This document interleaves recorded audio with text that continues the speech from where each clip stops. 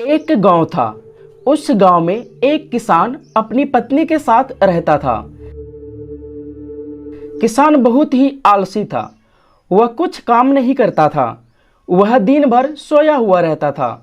उसके दो ही काम थे, पहले तो खाना खाना, फिर पलंग पर जाकर सो जाना। उसकी पत्नी ने उसे बहुत समझाया कि कुछ काम धाम करो, दिन भर सिर्फ सोते ही रहते हो। किसान बोला कि मैं कभी भी काम नहीं करूंगा। एक बार एक साधु उस गांव में आया। वह सिद्ध पुरुष साधु थे। किसान और उसकी पत्नी ने साधु की बहुत सेवा की। साधु उनकी सेवा भावना से बहुत खुश हुआ। साधु बोला, मैं तुम्हारे सेवा भाव से अति प्रसन्न हूँ, मांगो क्या चाहिए। किसान आलसी था। उसने साधु से कहा कि मुझे काम करने वाला कोई चाहिए, ताकि मुझे कुछ न करना पड़े और बैठे बैठे मेरे सारे काम हो जाए। साधु ने कहा कि ठीक है, मैं तुम्हें एक राक्षस देता हूँ। यह तुम्हारा सारा काम करेगा, लेकिन एक बात का ध्यान रखना कि इसे काम बराबर मिलना चाहिए। यदि तुमने इसे काम नहीं दिया तो यह तुम्हें मार देगा। किसान बोला कि साधु महाराज, हमारे पास इतने काम है कि कभी खत्म ही नहीं होगा। उसके बाद साधु महाराज वहां से चले गए।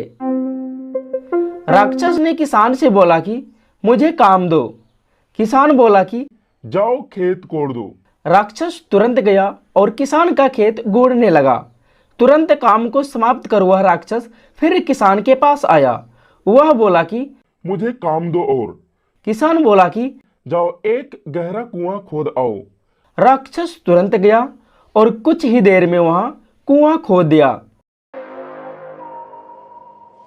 वह फिर किसान के पास आया और बोला कि मुझे और काम दो। किसान सोचा कि यह तो बहुत जल्दी जल्दी काम कर रहा है, ऐसा ही रहा तो यह पक्का मुझे मार देगा। राक्षस बोला कि किस सोच में पड़ गए हो, मुझे जल्दी काम दो वरना मैं तुम्हें मार दूंगा। किसान डर गया। किसान की पत्नी ने कहा कि मैं तुम्हें एक काम देती हूँ। वह बोली कि गांव के बाहर मोती नाम का एक कुत्ता है। उसकी पूंछ टेढ़ी है, तुमको उसकी पूंछ सीधी करनी है। राक्षस उस कुत्ते के पास गया और उसको पकड़कर उसकी पूंछ सीधी करने लगा। जितनी बार उसकी पूंछ वह सीधी करता, वह फिर टेढ़ी हो जाती। इस तरीके से किसान की जान बची। किसान ने यह प्रण लिया कि वह कभी भी आलस नहीं करेगा, वह खुद मेहनत करेगा। तब से किसान रोज खेत में जाता और दिन भर मेहनत करता। इस कहानी से हमें क्या सीख मिली कि हमें कभी भी आलस नहीं करनी चाहिए, क्योंकि आलस इंसान का सबसे बड़ा दुश्मन है।